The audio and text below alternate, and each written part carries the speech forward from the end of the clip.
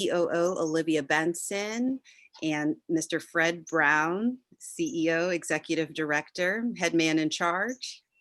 They're here to talk to us about the regional nonprofit infrastructure, how the Forbes Funds has been communicating with and assisting nonprofits in pivoting in a pandemic world, and really sharing their frameworks for us broadly to better understand how the region can become stronger through collective action and UN Sustainable Development Goals.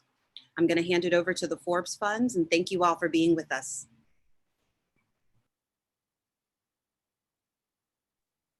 Thanks so much, Jamie. We actually have a presentation that we'd like to share with you all, so I'll be pulling that up shortly. And from here, I'll turn it over to Fred Brown.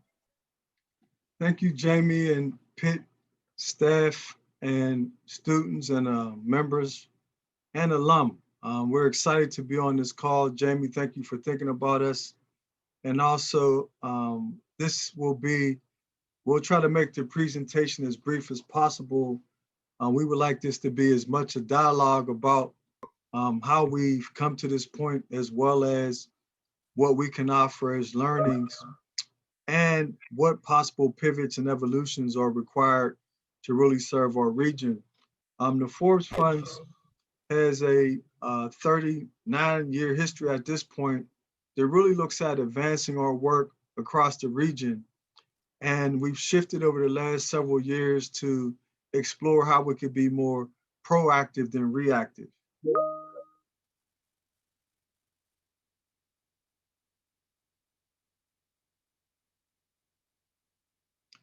As a result of COVID, we've had to make significant shifts in the way we do our work, primarily because COVID has had a universal impact on our entire culture, world, and the role we play as an intermediary in providing supportive services to the sector.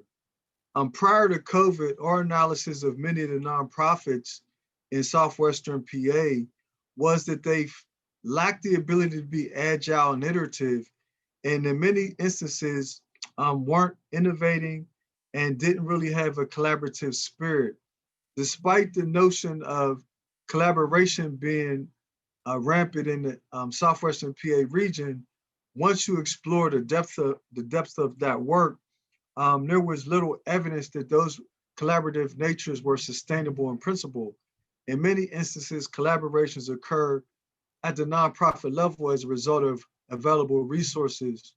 Where our pivot has occurred, we don't look at collaborations as a resource, we look at collaborations as a notion to address social phenomena. And so the pathways that we've created to be more of an activist in government and philanthropic and entrepreneurial institution really begins with the development and selection of our team members. Olivia is and has been a great partner, CEO, and thought partner and leader of our team. And so the way we structure our organization is, out of the multitude of people that work within our institution, we think of those people as team leads and partners.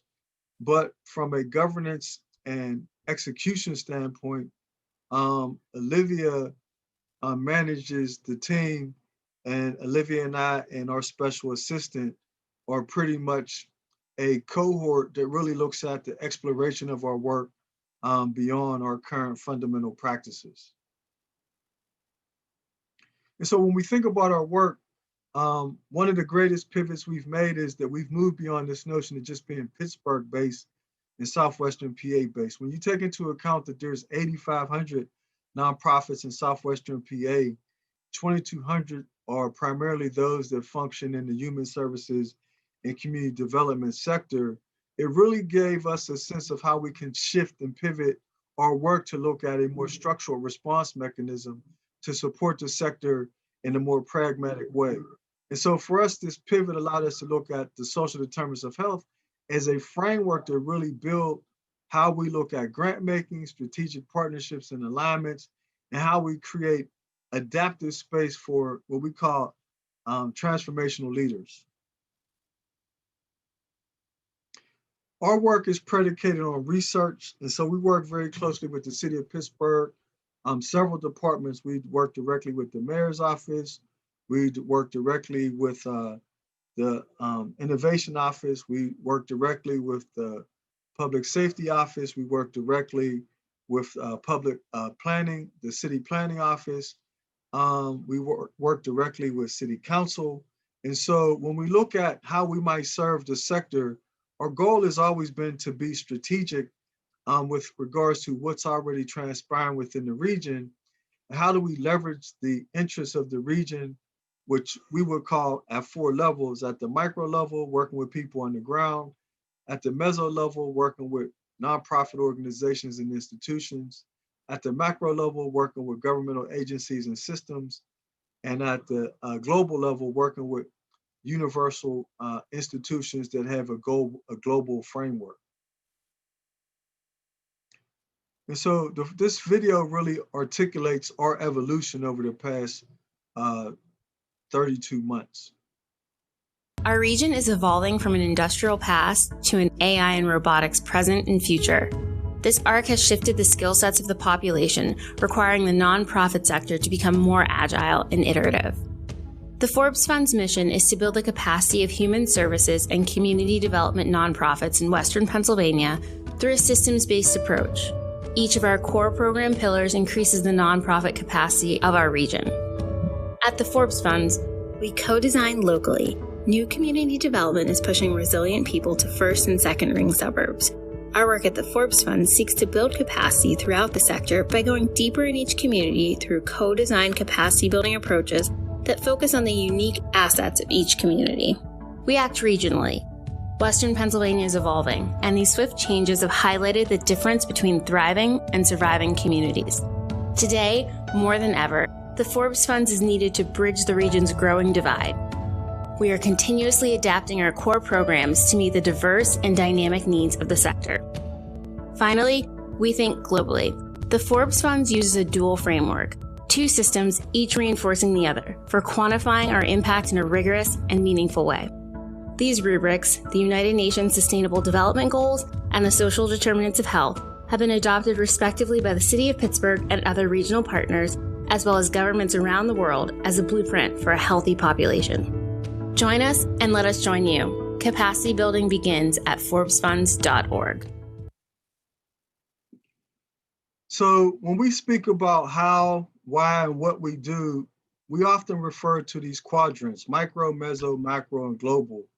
We attempt to make sure our work aligns in those sectors so that we can quantify and qualify our work as we distribute resources, and also build alliances and collaborations with institutions at each level. This work has allowed our work to grow exponentially as a strategy in which we optimize our resources to have a greater ROI as a result of our investment. So these systems basically create a way that we interface with other stakeholders. Most recently, when we think about our work with residents and stakeholders, over the past 32 weeks, we have over, I think, 12,000 interfaces with stakeholders in the region, and 1,000 or 1,100 Zoom meetings. And so that number really articulates a fervent desire to really understand what's going on in the region, to kind of get feedback from the region on an ongoing basis. We can currently meet with the superintendent and school officials at the meso level to really look at what are the needs of the sector. These are weekly meetings with high-ranking officials within the infrastructure to really tease out what are ways we can innovate during COVID, and what's the pivot post-COVID that really serves our students and families. This work has also evolved in us creating and co-creating what we call 2-gen models based upon Harvard's theory of change. At the macro level, our work has been very institutional in helping to craft where we're attempting to create a trilateral relationship between the county, Allegheny County, the city of Pittsburgh, and the governor's office, in particular, looking at racism as a public health issue. And so these are some of the things we work on quietly to really restore equilibrium in our sector. And then globally, we're part of several international think tanks. The Royal Society of Arts, Manufacturing, and Commerce is a chapter that the head of the Sustainability Department, Grant Irving, and I are launching in the city of Pittsburgh, which thus far has given us insight on a global level to many of the ideas and processes taking place, which also support the city of Pittsburgh's launch into the Global Parliament of Mayors. And so why is Pittsburgh becoming a buzz? When you think about the multimodal approaches that Pittsburgh, or thinking about the expansion of bike lanes, the TOD, if you saw the news most recently, electric buses, when you think about a city government that looks at systemic change from the bottom up, and you think about green master plans and development of community stewards, and when we look at the El Mano site, which has now been transformed, you see how we took a contaminated site and have turned that site into a phoenix, in a sense, and restored its historical past and linked it to the present and future. And so those of you who are not aware of Mill 19, it really constitutes our shift and pivot towards a region that's focused on artificial intelligence and robotics. For us, what's critical is ensuring that that pivot is a pivot that includes diverse populations and not just participants, but thought leaders and investors in that process.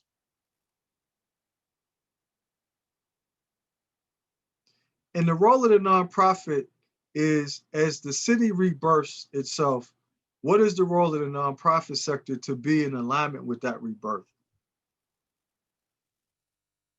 And so when you think about the alignment and growth in the sector, what's critical to discern at this point is over the last 80 months, there's 3 epicenters in the city of Pittsburgh: downtown, Lawrenceville, and East Liberty, in which property values have increased as much as 217%.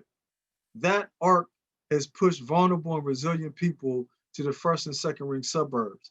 At the same time, within the city of Pittsburgh's infrastructure is the development of a new technology sector, which is, labeled Technology Drive, which is really giving rise to Pittsburgh's global ascension.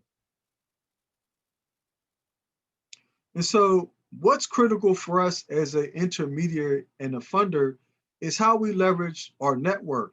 Our Greater Pittsburgh Nonprofit Partnership, which hosts over 438 members, I believe, at this point, which is a group of nonprofits that really look at the role and importance of nonprofits in what we would call supportive services to the nonprofit sector through advocacy work, capacity building work, direct service work.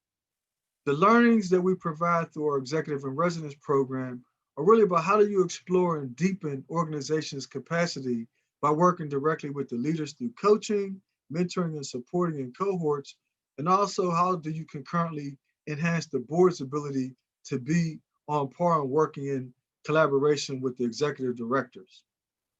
Grant making or management assistance grants is basically like one of the greatest assets of our work, because it really takes the other 2 aspects of our work and combines it into a collaborative framework in which the fruit of that work allows organizations to explore strategic collaborations that can be supported by our grant making. And our 4th area, which I think is I would call our greatest contribution right now, which is a new grant we created in 2019 with the support of our board, is this notion of the catalytic community cohorts, which is basically how do you take the collective genius of a group and infuse resources to a community pillar and allow them to select a group of people that they want to work with that actually moves the social determinants of health of a particular community and help move the needle in a way that historically it was not able to be moved. And so we're excited by that grant. When we think about our contributions and investments, those articulated on your right are places that we've put resources, where GPMP memberships are at, where we've used Catch a Fire, or all of our program, EIR, Excel, our neighborhood focuses within the city of Pittsburgh, in Allegheny County. Our current ROI, rate of return on investment, is about 7-to-1, which currently has profited the nonprofit sector through a $3 million investment by us, which has yielded about a $23 million rate of return to the sector. And when you think about what that means is that we're able to take a certain amount of resource and grow it 7 times to serve the sector. And so our goal has been to, over a 5-year period, to serve 100% of the end through this metrics. And so when you look at the role of C3, which we think is one of our more innovative ideas, it's really taking and doing a spoken hub model where we look at the need of immediate urban communities and the impact they're having from this epic shock to the sector. And also through the hub, the spoke component, where are people being pushed to? And so if you look at where we put resources at, Carrick, Homewood, Wilkinsburg, Northside, Hill District, Belsuva, Knoxville, Hazelwood, Braddock, McKeesport, McKees Rocks, you see a correlation and distillation between urban sectors and rural sectors that constitute the urban community and first and second ring suburbs. Our goal is pretty simple. How do we serve the region in a collaborative way that serves people who have been moved and pushed out as a result of the new economic engine in our region? And also, how do we help those outerline communities rethink and reimagine their work so that there's greater alignment within the city of Pittsburgh? This map is just a more detailed overview of where we put our work. And you can see the numerous institutions we work with that really constitute the depth and breadth of our work and our reach. So our impacts cover a lot of different spaces. The Forbes Fund capacity building services I mentioned to you has yielded a $23 million rate of return on investment.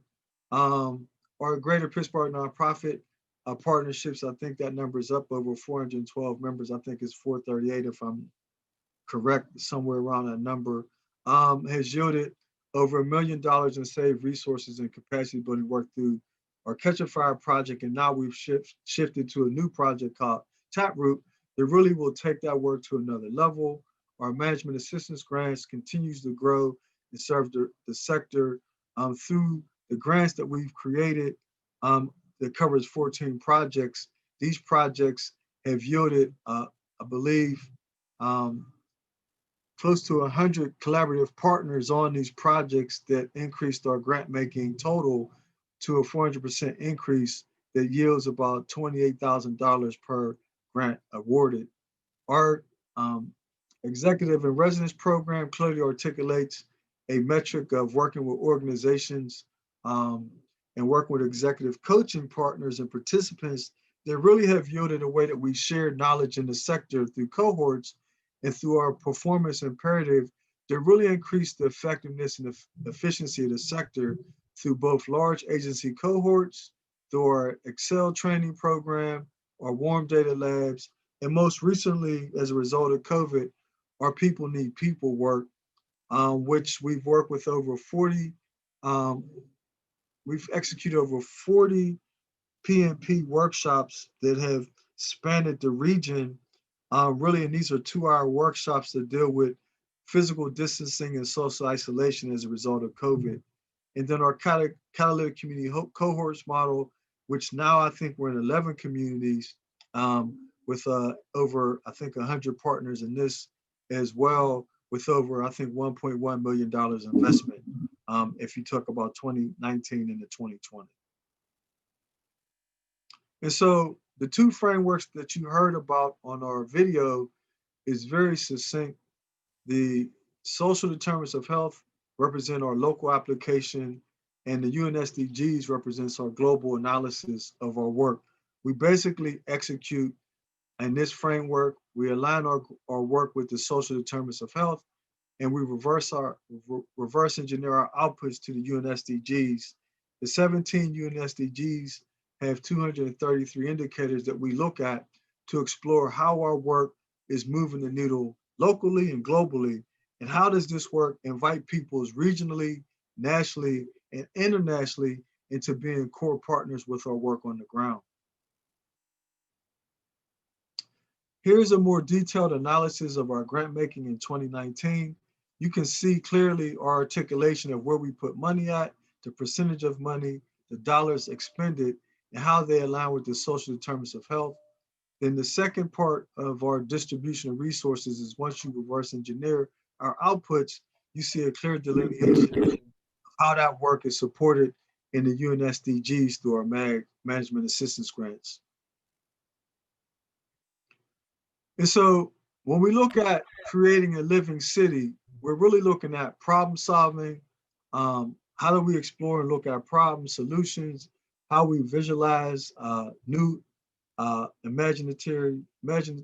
do we reimagine a region where historically a small group of people got to do that visioning session? How do we open that up? What are the applications of this work and who are our partners? And so when we look at problems, there's a real need for us to look at, as I mentioned, in 2050, 70% of the world's population will move to the urban corridor. So we work directly with the city of Pittsburgh on how do we reduce our carbon footprint now and into the future, looking at sustainable development. As many of you guys know, my previous work at the Kingsley Association resulted in the Larmer community receiving a $30 million Choice Neighborhoods Award, primarily based on that community working off of an eco-districts framework that resulted in one of the most comprehensive people of color-led initiatives in the country that looked at sustainability as the fulcrum for changing the community from its historic past to its new present and future. And so another way that we look at this work is exploring in collaboration with the city of Pittsburgh through its One Pittsburgh initiative, the shocks and stressors coming to this sector. When you overlay the impact of COVID, you see that the problem grows exponentially when you begin to look at the pre-existing conditions that have made COVID more devastating to people of color. So through that profile, it's allowed us to look at solutions that have pushed the city and the county to look at strategic alignments and partnerships that heretofore just haven't been really considered. And so one of the things that we've created that really have moved this work in a new direction, which we'll be launching very shortly within the next 30 days, is something we're calling the Commons. And the Commons is a 5-part process that we basically use community-based participatory research to measure, to manage. We teach community residents the importance and value of data. 2, we use the community's interest to build coalitions, small groups, to do tribe building, to really assess a particular idea and people's interest in resolving that particular problem. 3, that group of people goes off and creates solutions, piloted projects and efforts, which we call kicking the tires, that test the validity of that idea in its application to the sector. And 4, the creation of the Commons is basically deliberative democracy. And basically we honor all voices at the table to select a project to its fruition. And the 5th element of this work is where these projects have a need for policy work, we partner with EJPP so that we don't put undue burden on the community to take up the need of policy work and lobby work and advocacy work, which in many ways falls outside the scope and capacity of the community to do.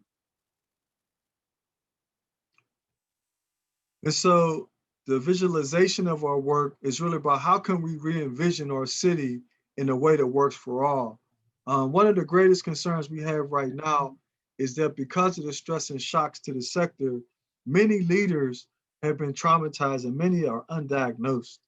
As a result of that trauma, our experience over the last 32 weeks has been that many leaders are functioning as managers and simply comfortable with returning back to the past because that's something that's known. But what is required and needs to be visualized is the past didn't always serve everybody well. in particular had a disproportionate impact on people of color. As a result of that impact, we need to consider how we need to be different in the present and into the future, which requires us to invite different people to the table for a visualization process that incorporates a diverse set of stakeholders, their perspectives, and their social economic strata, to be honest.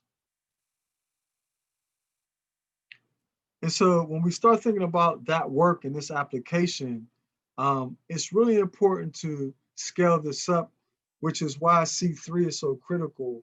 C3 really operates in a way that it takes the collective genius of the community at the grassroots level and builds a set of core practices and principles that could be replicated within the community and shared within the cohort of the other 9 or 10 communities that share the C3 framework. Our goal is to do 50 communities in 5 years so that we create a city and county-wide tapestry of learned stakeholders that are able to share through cohort analysis the application of this work and how we begin to iterate and optimize it moving forward. Why is this important to the UN SDGs? The city has executed surveys as well as we have to really get a sense of what the public value is of this work.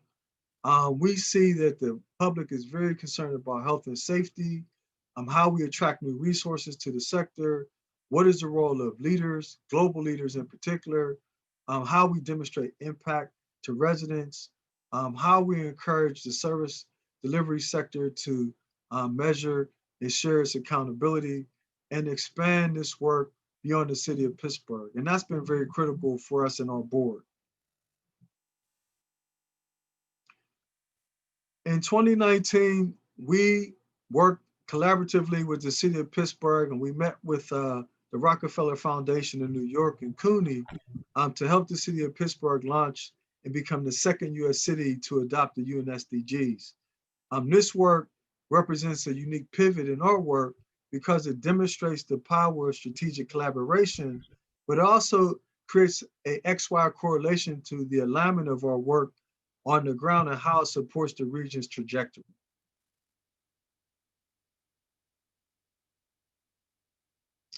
So our key work, as we mentioned, is really around these 2-tier platforms. They really allow us to align our work and talk cogently about it. I think what's most important in this slide is to recognize that within the city of Pittsburgh, many Fortune 500 companies are beginning to adopt the social determinants of health. We think it's extremely important that the nonprofit sector are not far behind in adopting those as well, so we can use common language to talk about strategic collaborations. And then for us, how do we use the outputs of our work to demonstrate our impact on the United Nations Sustainable Development Goals? Partnerships are essential. We could not do this work alone. Our staff is small and mighty, but our span is exponential. We work every day to create partnerships, to create new partnerships. Olivia and I were on the call this morning with some partners as a result of a presentation we did Saturday in Latin America. That partnership is yielding new partnerships of global impact. And pretty much every day, we're doing something on the global level. Last week I presented in Finland. We presented at the SSIR, presented in North America over the weekend. And we could go on back and back and back, and we continue to play that role. Our core partner that we do a lot of this work with is in Sousse, Tunisia, Mark Gonzalez out of the Department of the Future. And we have launched an initiative in the city of Pittsburgh to create a sister city collaboration with them to go further and deeper as a result of our shared commitments. So we have a 5-year impact projection, really to serve more organizations and capacity building work year over year to increase our partnerships and number of grants. And the goal is to double and quadruple those efforts, and then to increase our colleague community cohorts so that we arrive at a point where we've saturated the sector with learned practitioners that are working in harmony under a two-tier framework, the social determinants of health and the UN SDGs. Our priorities in 2020 is basically in 2018, we partnered with the London School of Systems Change, and we were granted a 6-month partnership with content experts to help us reimagine Pittsburgh in this sector with regards to systems change. What we learned as a result of that 6-month experience is that systems change work basically increase the optimization of a capitalist system. It doesn't optimize the role of humans in it. A prime example is when COVID hit our area and we shut down, we made a decision around the state and the country to reopen, even though we hadn't arrested the impact of COVID. That decision was driven by economics and not people. Had we waited a few more weeks, may we have reduced the impact of deaths in our sector and in our region and in the world. We may never know because we didn't do it because we made a decision to reopen before we had fully understood the impact of COVID. And so moving from ecosystems, moving from systems change to ecosystems co-creation is really a way that we put a human-centered design approach on our work. So moving into 2020, we will be launching a series of ecosystems co-creation processes that is based upon human-centered design. We're currently partnering with HeadStorm to co-create this model that brings to bear what we've learned over the 38 plus years of our work in the sector and how we need to pivot to serve the sector more earnestly. GPMP, we will be hiring a new director, hopefully very soon, and really increase the user rate of GPMP by 30%. Our management assistance grants, we see to increase by 15%.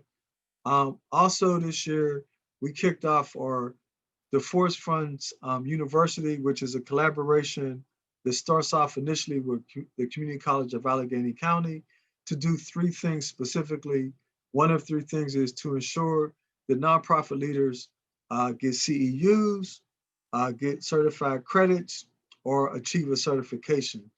The goal here is to really credentialize nonprofit leaders so that as they explore new opportunities within the nonprofit sector, they're able to increase their professional acumen through this work.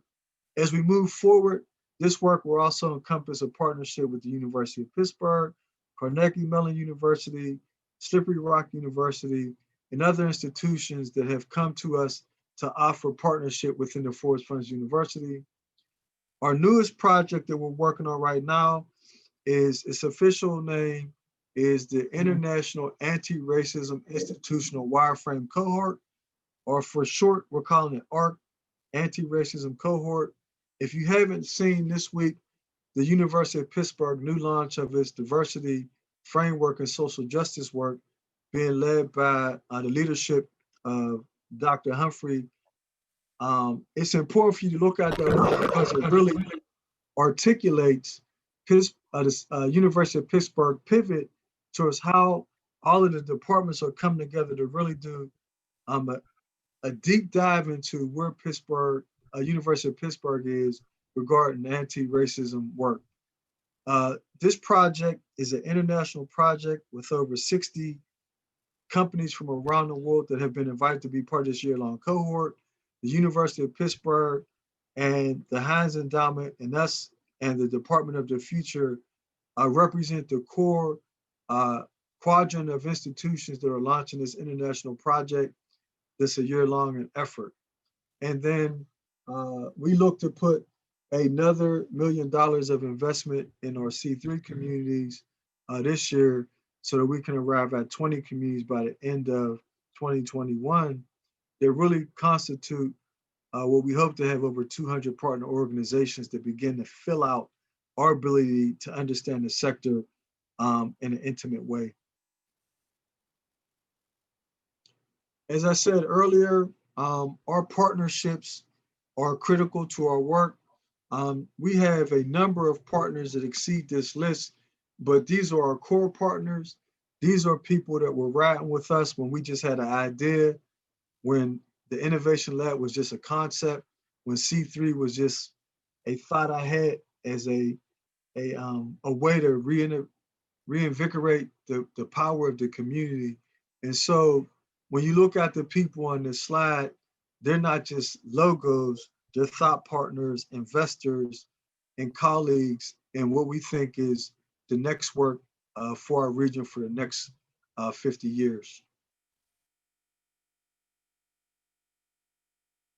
I will pause, open up the floor for questions, comments, or concerns. And please do not hesitate to ask Olivia Benson questions, as she is a co-conspirator in this work as well as our team.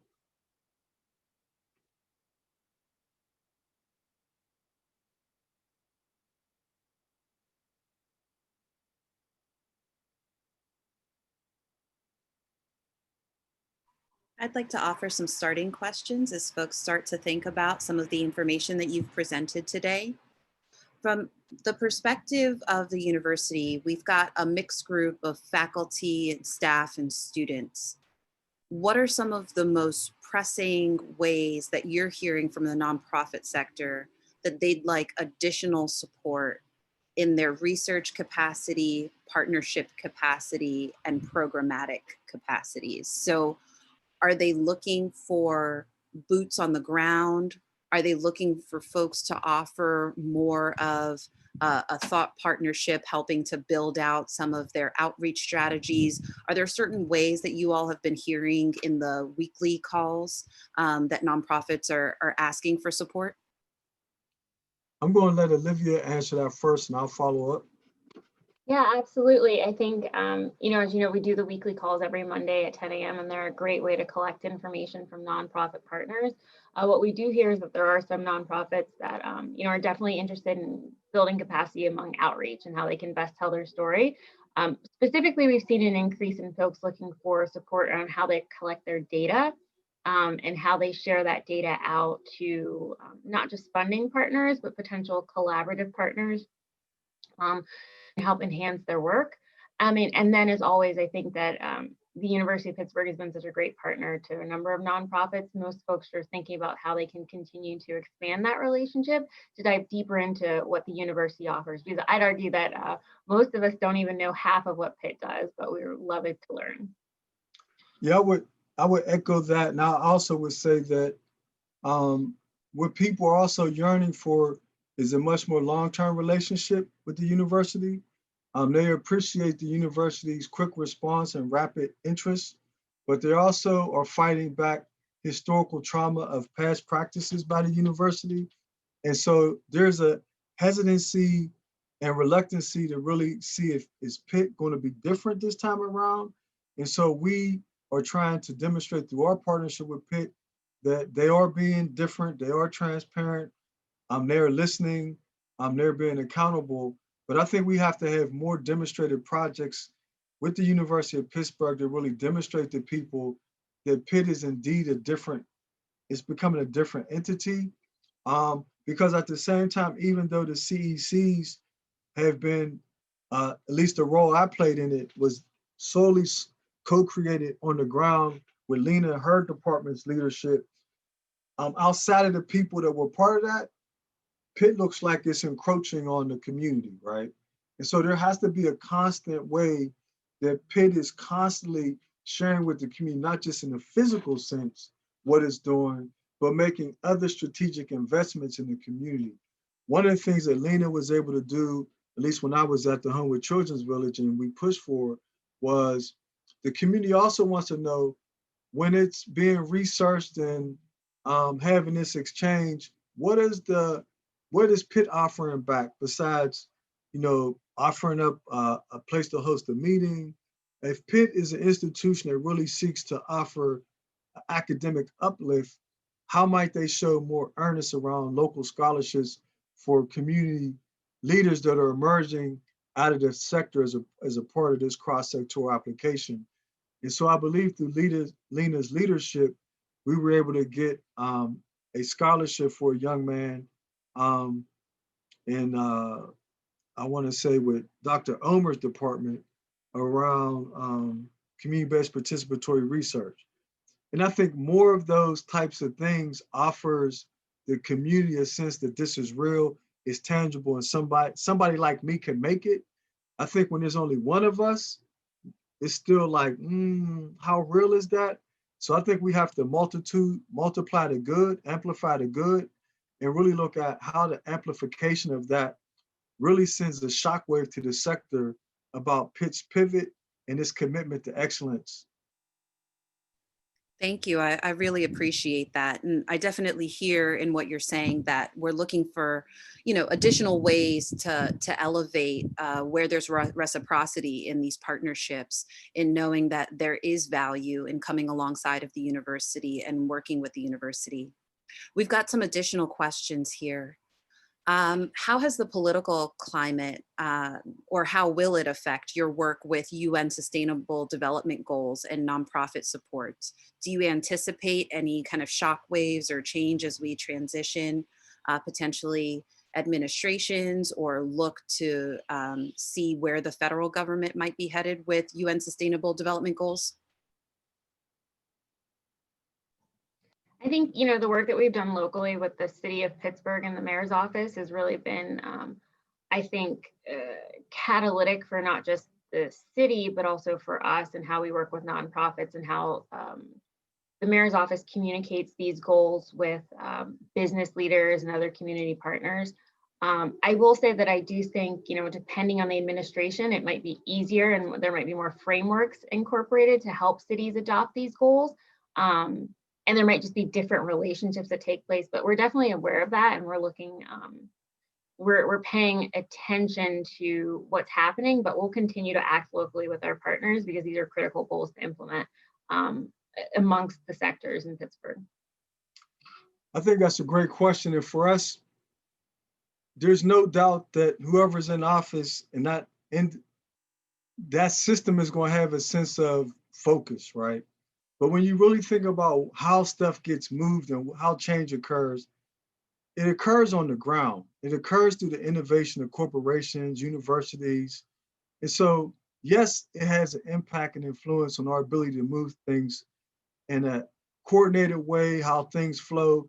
But ultimately, small businesses and universities have always driven systemic change, right? Government just arrives at policies to support the longitudinal impact of those changes. And so I think more than ever, this is a unique opportunity to innovate at a level that's required, while Pittsburgh has gained this international stage as an artificial intelligence and robotic hub. And so I think we're underplaying that level of exposure. When I was in Greece, when I was in Barbados, when I was in Madrid and Rome, all of these people asked me, they wanted to meet with me because I was from Pittsburgh, and people from Sydney, Australia were wanting to sit down and have dinner with me and buy me a drink. And I was like, I didn't understand what they wanted. And they were just talking about how they wanted to get to Pittsburgh. And and this was, I'm Black, so I'm like, I don't have that experience. I'm not sure what they're trying to get to because it's not great for me. And so, but that global experience really enlightened me to the perception of what Pittsburgh offers the world. And I feel like as a person in my position, I'm obligated to both honor that global perspective, but ensure people of color are participatory in this ascension and what it means globally. And so I think, for example, we've been working behind the scenes for 32 weeks on Black COVID-19 task force efforts to address the disproportionate impact of COVID in people of color communities and the need for testing where we think the disproportionate amount of essential workers live, work, and play. That work has led us to a direct relationship with the governor's office, which we didn't have 32 weeks ago. And so today we meet with Dr. Levine on a monthly basis. We meet with her staff on a weekly basis. We meet with city council regularly, county council regularly. And so we have a sense through our work and collective capacity of our partners, how we might drive policy, advocacy work, where resources are needed. And so I think now more than ever, we are more important than less because we really understand at a granular level what's at stake, what's needed, and what is the gap between our region's trajectory and the fact that You know, Allegheny Conference recruits 30,000 people a year to come to Pittsburgh at a cost of $30,000 per person, plus relocation costs, and on average, they stay for 24 months. In the 90 communities in Allegheny County, 43 are comprised of people of color. Of the 43 communities, there's 80,600 people. The inflection point report articulates by 2025, there'll be 85,000 vacant jobs in IT and manufacturing in the sector, not counting artificial intelligence and robotics. So there's almost a 1-to-1 ratio for employment opportunities in the sector. Yeah, we recruit people that only stay in Pittsburgh for 24 months or less. We are not investing in our local talent. Secondly, and you know this better than me, Jamila, we graduate 40,000 people in the sector through our university sectors, and 20,000 of them leave the day after graduation. So we're bleeding talent. Like, if we don't get where that's taking us, if we don't figure out a way to harness the collective genius of the investment that the universities have put into people, and we just let it walk out the door, that's on us. Like, we got to understand the partnership with the community, the university, corporate partners, governmental agencies have to begin to work together to really solidify how we maintain and keep talent in our region and attract global partners to something that is uniquely suited that serves humanity through this small 1.3 million people populace that is transforming the world. Like, that's exciting to me. I just get goosebumps thinking about the capacity, in particular, where you've infused people of color as agents of co-creation and design that can transform the way the world sees the value of diversity. I appreciate that, Fred. And I'm going to use those comments to hop into another question before doubling back to a question we have about the commons here.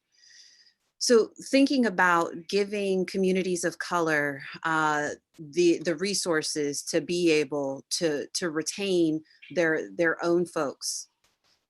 Let's talk about the C3 program. How are you incorporating resident voice and ensuring that the skill building that's being shared with nonprofit organizations is also transferable at the community level with our residents and our neighborhood leaders? Thanks for that question. So C3 in particular, in every community that we've worked in or thought about working in, we start off immediately with a community coffee. So pre-COVID, that was a virtual gathering where we would just talk to community members specifically about what they were looking for and what are some of the glaring community needs that they would like addressed. From that, we would do some version of a human-centered design where we help the community kind of design what they were looking for, what they thought was missing, and where they think that there are areas of potential collaboration. As we do this investment, we're not just picking any nonprofit. The nonprofits that we work with are pillar institutions and almost essential organizations that have been doing on the ground work in the community for decades. Those community hubs, as we call them, then select strategic partners, so smaller organizations that they're working with, while they're also partnered with a larger mentor to help guide their work. So as these organizations and as the host organizations and the smaller organizations are getting these learnings, they're reporting out to the community and sharing what's happening. So in McKees Rocks, where we're working with the community right now, one of the things that came about from our conversations with them, as well as our people need people approach and the design sessions that we did with them, was that there was a lot of trauma that had taken place. So in addition to helping create a cradle to career / post-career investment and pipeline, they wanted to think through how a community garden could not only provide food and resources, but also serve as a center of healing to let residents connect with past trauma and address some of the challenges that came from that. That wouldn't have happened without almost a year plus point of community conversations led by community members and a strong mentor that we brought in, who was Bill Strickland, that really helped the community reimagine what a holistic approach to designing programs and designing initiatives look like. The only thing I would add is that our grant making, when it shifted 32 months ago, we went from 2.1 contacts per grant to 8.5, and I don't know where we are today. But clearly, that means that you need a different group of people making grants. You also need a different group of grantees willing to put the work in to see us more than a paycheck. Like, we are more than a check. We don't give away enough money to make you retire. Like, so we give away enough money that you could be strategic with a resource to create a catalytic movement within your sector that could gain momentum, as we would talk about the flywheel. When you look at Jim Collins' work, we give enough money for innovation to create a flywheel construct that you really can move the needle on a particular project. And to Olivia's point, we don't come in knowing. Through the community coffees, we have been honored by the community because they've said to us outright, you're the only foundation that came and asked us what we wanted. You didn't come in and tell us, here's our grant, you can take it or leave it. You came in and listened, asked. Now, what we learned in every community that I was in the meetings in, I came in blind to what the community had to offer, and I didn't do research. I wanted to hear from the community, what were their attributes? And so in every community we walked into, we looked at the economic gardening principles as a framework for doing our work. What are the local assets and attributes of a community that allow it to be self-sufficient? And how do we get it to hone in on those gifts, skills, and talents and the latent capacity of the community to reimagine how it builds on that first? And if applicable, how does that work align with the trajectory of the region? And so we do a lot of reimagining stuff, or activities, I shouldn't say stuff, activities with the community that really is about honoring them, not us. We are the least common denominator in the work. And the thing that we offer most is leveraging our platform, our network, and our ability to think, right? And so the same thing happened in McKees Port. When we got to McKees Port, their project was heading in one direction. As a result of COVID, I called up the program lead. I said, what are your thoughts about COVID and what you might need to do with your resource?